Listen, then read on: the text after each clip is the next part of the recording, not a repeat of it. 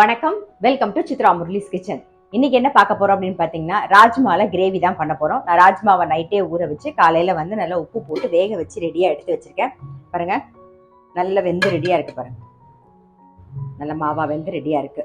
So இப்போ என்ன பண்ண போறோம்னா, இந்த பக்கம் கடாயில எண்ணெய் விட்டுருக்கேன், அது நல்லா காஞ்சிருக்கு. தாளிக்கிறதுக்கு வந்து சோம்பு, ஒரே ஒரு பட்டை, 2 கிராம்பு, ஒரு பிரிஞ்சி இலை, ஒரே ஒரு வெங்காயம் மீடியம் சைஸ்ல கட் பண்ணி வச்சிருக்கேன், அதை சேர்த்துக்கிறேன். இது கூடவே வந்து இஞ்சி, பூண்டு, பச்சை மிளகா வந்து அரைச்சி வச்சிருக்கேன், அதையும் சேர்த்துப்போம். நல்லா இஞ்சி பூண்டு பச்சை வாசனை போக நல்லா வதங்கணும். ஸோ வெங்காயம் நல்லா கண்ணாடி மாதிரி வதங்கணும்.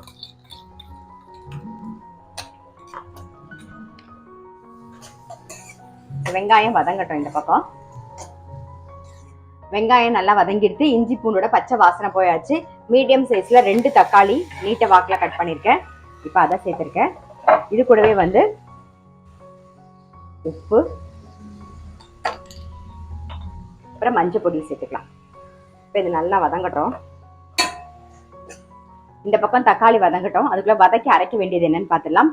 இந்த பக்கம் கடாயில கொஞ்சமா எண்ணெய் விட்டுருக்கேன். ஒரு 1/2 டீஸ்பூன் சோம்பு வந்து இதுல தாளிச்சோம். இப்போ 1/2 டீஸ்பூன் சோம்பு வந்து அரைக்கிறதுக்காக 1/2 டீஸ்பூன் சோம்பு, சின்ன வெங்காயம் ஒரு 7-8 சின்ன வெங்காயம், முந்திரி பருப்பு ஒரு 5-6 முந்திரி பருப்பு, ஒரு 3 டேபிள் ஸ்பூனுக்கு தேங்காய். அவ்வளோதான், ஜஸ்ட் மிக்ஸ் பண்ணால் போதும். ரொம்ப தேங்காய்லாம் வதங்கணும்னு அவசியம் இல்லை. ஆஃப் பண்ணிடலாம். ஆறினோடனே அரைச்சி எடுத்துப்போம்.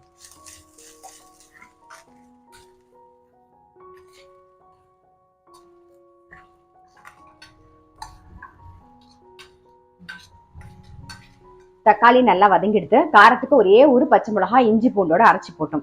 இப்போ வந்து காரத்துக்கு வரமிளகா பொடி சேர்த்துக்கலாம். காரம் எல்லாம் உங்களுக்கு தகுந்த மாதிரி பார்த்து போட்டுக்கோங்க. அப்புறம் தனியா பொடி,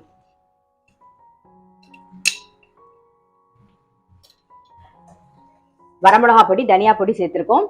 அதோட பச்சை வாசனை போக கொஞ்சம் எண்ணெய் பிரிஞ்சு வதங்கட்டும். எண்ணெய் பிரிஞ்சு நல்லா வதங்கிடுது. வரமிளகா பொடி, தனியா பொடியோட பச்சை வாசனை போயாச்சு. ஸோ வேக வச்ச ராஜ்மாவை சேர்த்துடலாம். இதுலேயே உப்பு போட்டிருக்கோம். ஸோ இந்த உப்பு போட்டிருக்கோம், தக்காளியில் உப்பு வதங்கும் போது போட்டிருக்கோம். ரெண்டும் சேர்ந்து கரெக்டாக இருக்கும். நல்லா கொதிக்கட்டும். ராஜ்மா வந்து கொஞ்சம் மஸ்ட்டு சேர்த்துக்கலாம். பாருங்க, அரைச்சி எடுத்துன்னு வந்தாச்சு வதக்கினதை. அதே மாதிரி ராஜ்மாவும் மஸ்ட் ரெடியாக இருக்குது.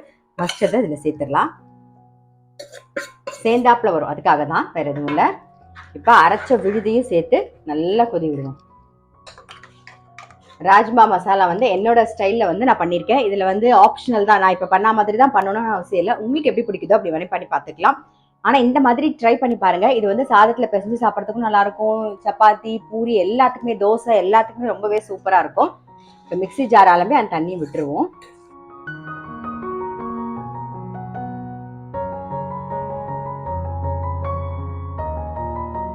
ராஜ்மா வேக வச்ச தண்ணியே மிச்சம் இருந்தது. ஸோ அதுலேயே வந்து மிக்சி ஜாரெல்லாம் அலந்து விட்டாச்சு. அவ்வளோதான். நல்ல ஒரு கொதி வரட்டும், அதுக்கப்புறமா பார்க்கலாம்.